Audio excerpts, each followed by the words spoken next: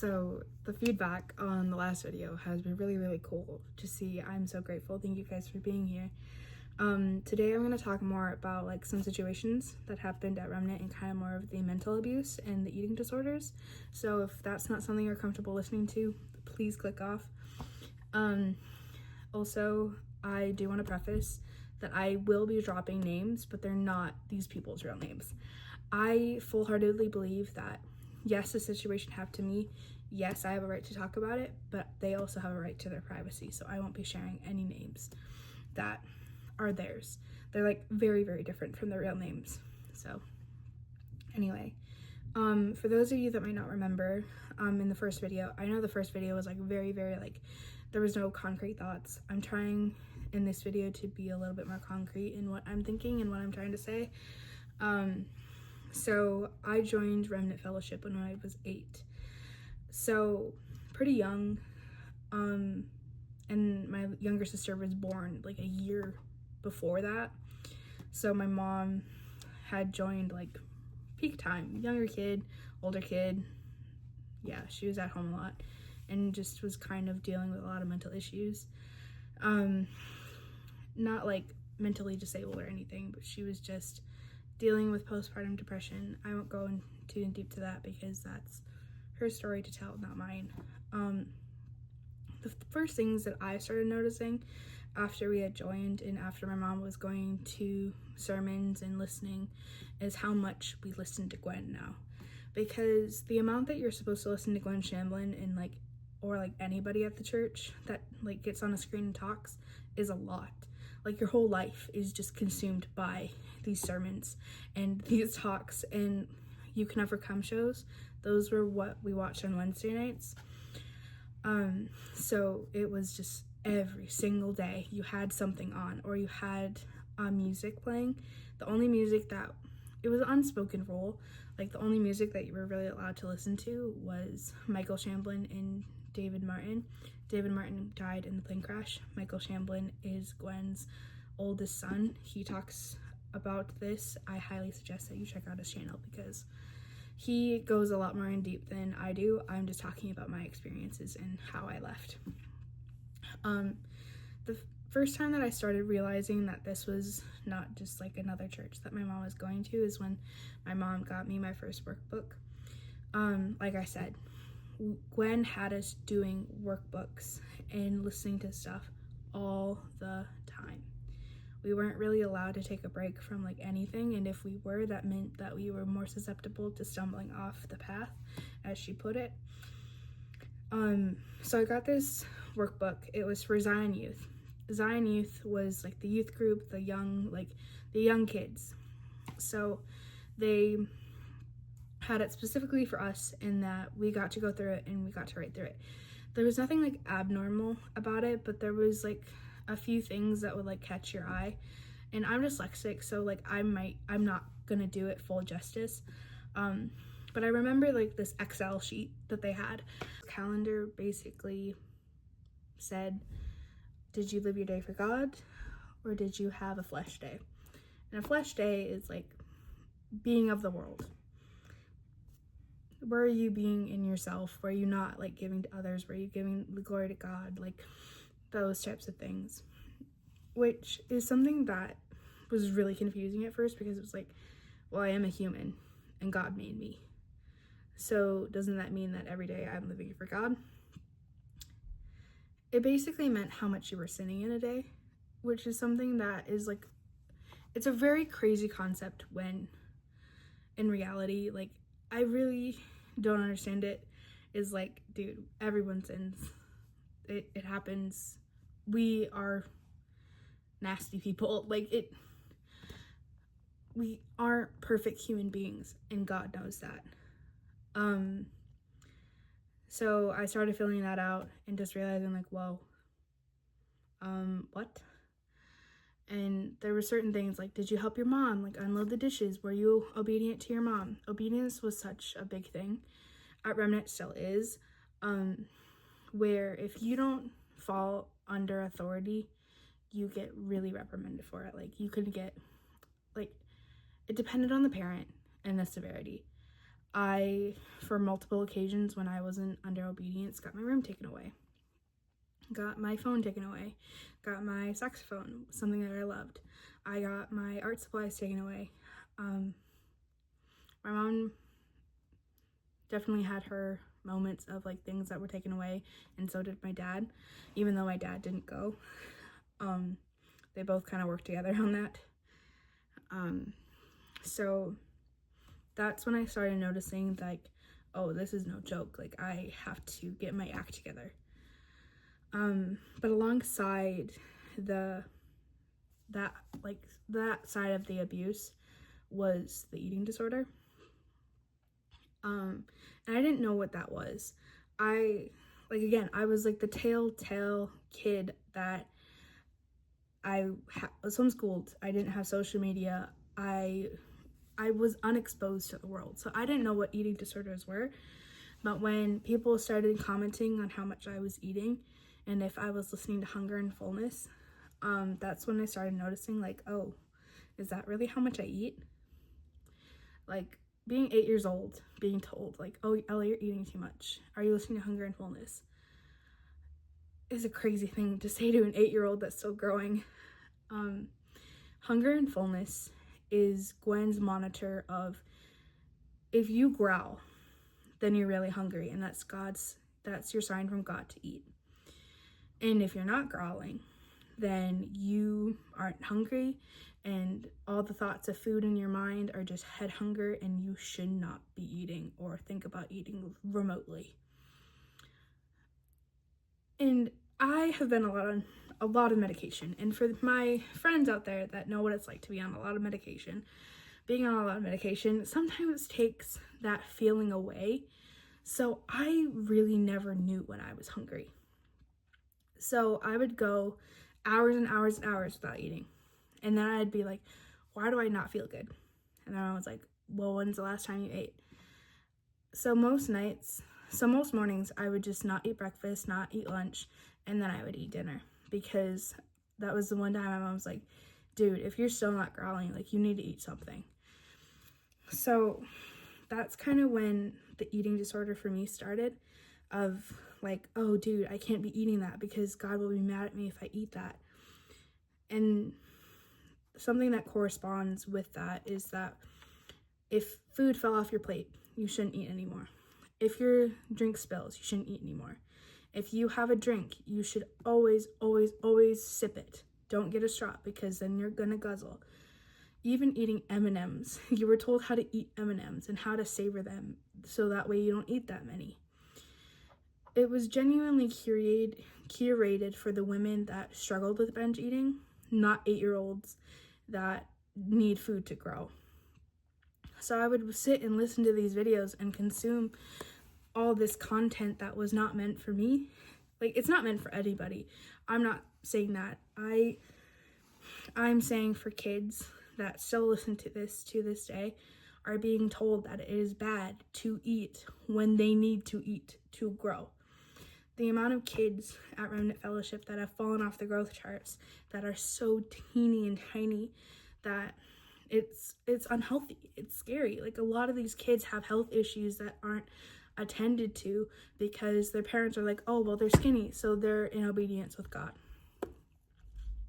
And as I got older, that situation just kind of escalated more and more, because that's when I was trusted to handle it myself.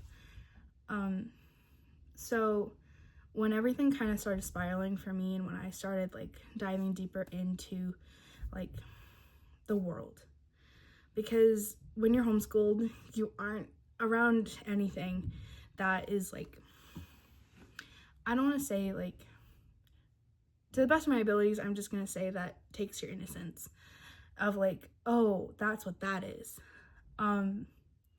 So I went to middle school. That great time to be in middle school when you were homeschooled and really haven't been around much. So when I was 13 in middle school, I started getting too exposed to a lot more things, because at my middle school they had iPads, so we were allowed to search anything we want, have any apps that we wanted. We were literally allowed to have anything that we wanted on our iPad, and that's when I got TikTok. And that's when I started realizing, like, whoa, this is what the world is. This is what this is, which is so crazy. It's so crazy that kids nowadays can get the whole world at the click of a button. And it's genuinely terrifying because, again, I experienced that. I went through that. And when my parents found out, like, oh, there was hell to pay because I had done that.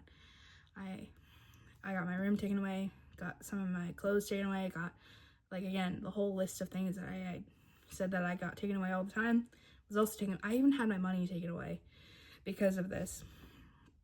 And at the time, it was right before I was scheduled to get baptized and confirmed. It was like a month, 2 months out. And my mom was like, if you don't change, I'm not allowing you to come to church anymore because I will not be embarrassed by you by lying to the congregation that you're changed. What she didn't know at the time is that a lot of youth just got baptized to get baptized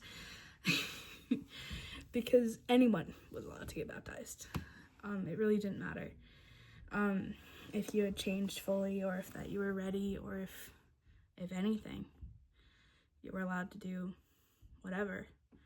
And that was something that hit really hard when I did get baptized because a week before I was supposed to leave for Tennessee with my mom and my siblings, my dad and her got into a really nasty fight.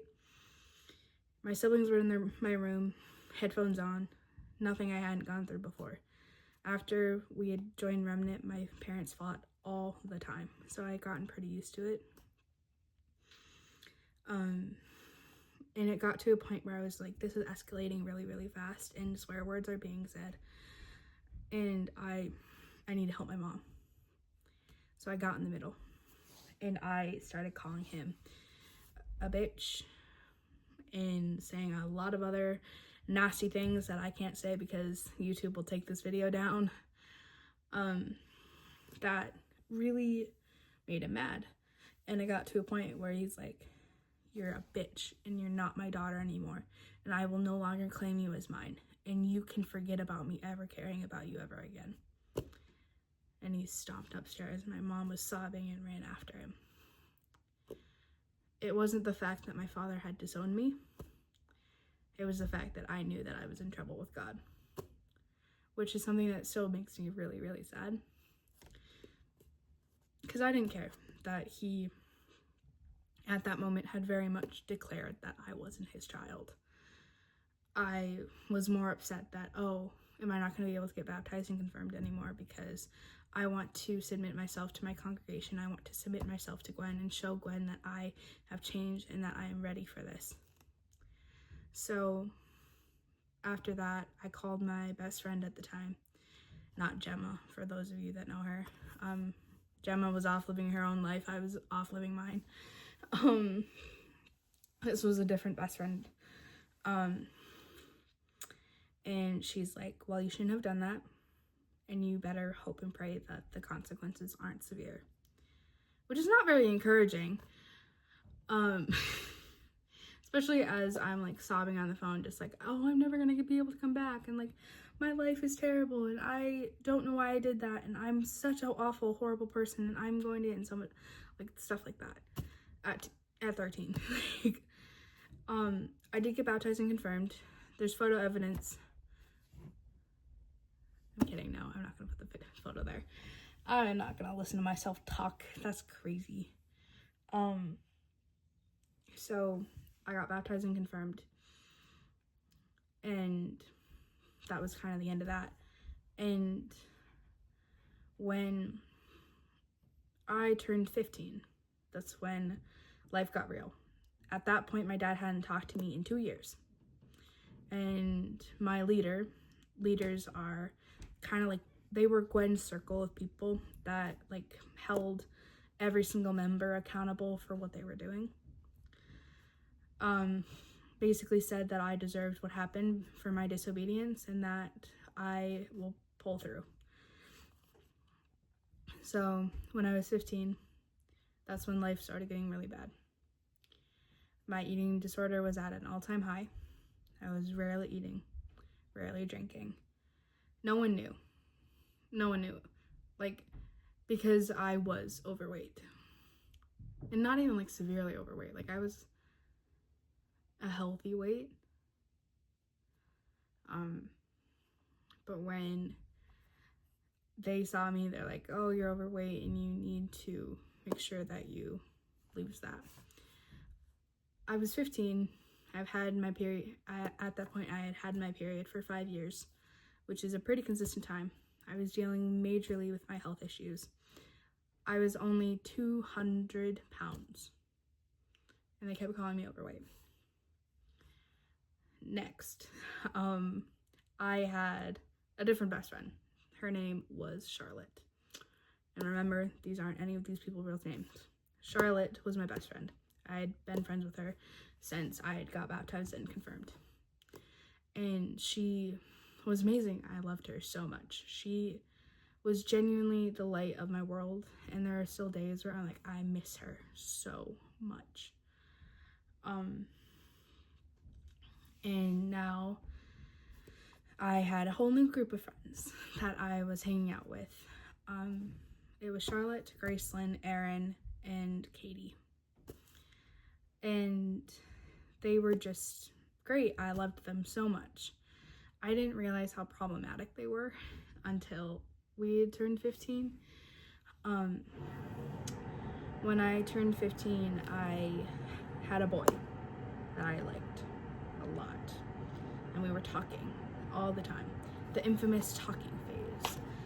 The talking phase was something that was very much talked about at Remnant, but wasn't really discussed as how it was okay to basically be talking to someone and then find someone else that you like better and then just leave the other person for them. I knew about this culture, like, vaguely. I didn't know a whole lot about it. I just knew enough to, like, that I was aware of what could happen. So one day, Katie and Charlotte come to me on a FaceTime call. I was an out-of-towner. I didn't live there. That's what they call people that live out-of-towners. Anyway, Charlotte and Katie come to me and say, hey, Ella.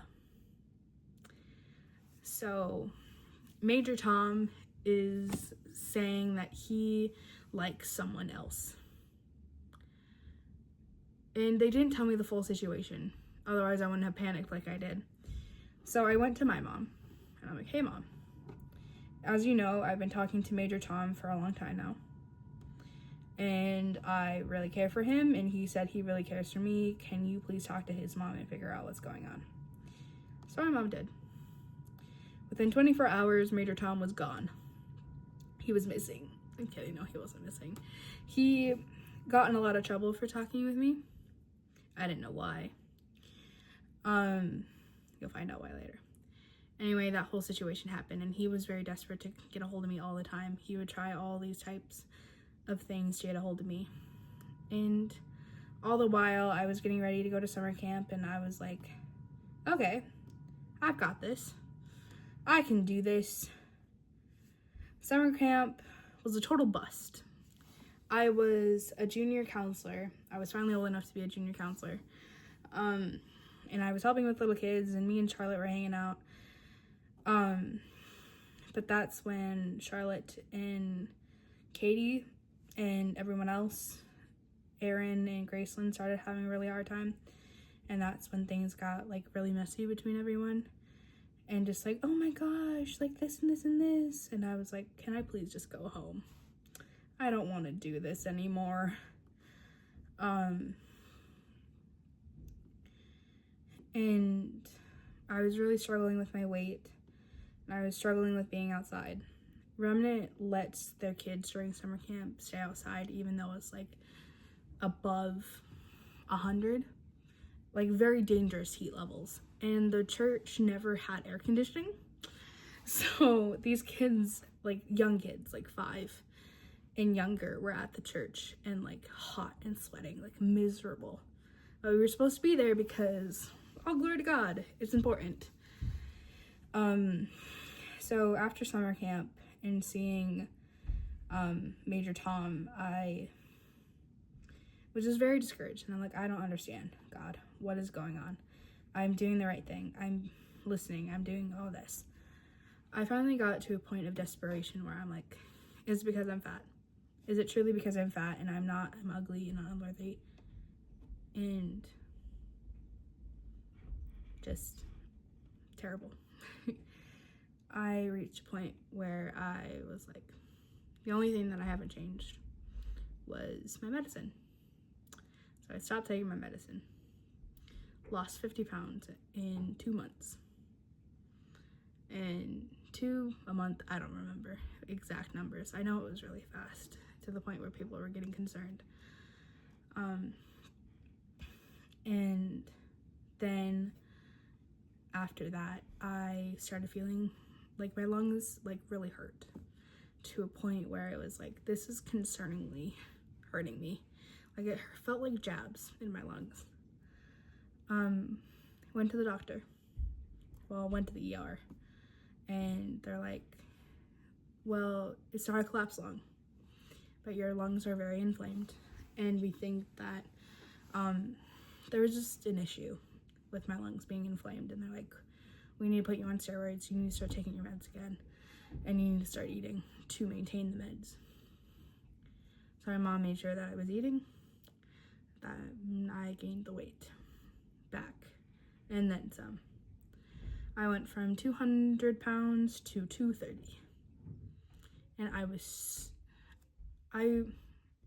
like, the jump in weights was 150. That was the lowest that I'd got, and I was so proud. And then it jumped back up to 230, and I felt so disgusting and so unworthy. And everyone at church made sure that I knew that. And then Feast of Harvest came up, and I still wasn't doing the best. And me and Major Tom were on the rocks, not knowing what to do, because I didn't want him getting in trouble for sneaking around trying to talk to me, and he didn't want to get in trouble for talking to me, and I didn't want him getting hurt. So we decided that we were going to go to our leaders and our parents and say that we were ready to date. So me and my mom got ready and started talking about it, and when the conversation finally came up, he's like, I can't, we're just gonna be friends. Which I was sad about, of course. I talked to this boy since I was 13. I cared for him a lot. And when that situation happened, I was, of course, heartbroken, but like, okay, I understand. And then my mom comes over after he left. And this was during like the festivities of like being outside and celebrating Feast of Harvest. And she's like, the reason you can't date him is because you're fat. Which hit a nerve, genuinely hit a nerve. And we all just started sobbing. And that's when I realized that this congregation was not, even if it killed me, it would have been better if I was skinny than fat. Which is such a hard thing to hear as a girl, because when you're dealing with stuff behind closed doors that no one knows about. I was dealing with my dad and my mom fighting all the time, and then being neglected by my dad. My dad didn't acknowledge me, didn't feed me, didn't take care of me at all for 2 years. And having my mom being stuck in the middle, and then having a boy that you like, and having friends that are being problematic. It just became this big, huge thing so quickly that I didn't really know what to do anymore. Dealing with not so nice thoughts about, and all the while my friend group was in a disarray. I was losing my best friend. I lost someone that I cared about deeply. I hated my body, hated myself, and just genuinely didn't feel like I had any reason to be around anymore. And it just continued after that. And I went to my mom and I'm like, I just don't see any reason for us to be here anymore. She's like, okay. And we left. And we haven't looked back since. There's so many more stories that I can say, and there's a lot more things that go in depth. Like, a Katie situation that happened before the whole Major Tom stuff, but this video is getting kind of long.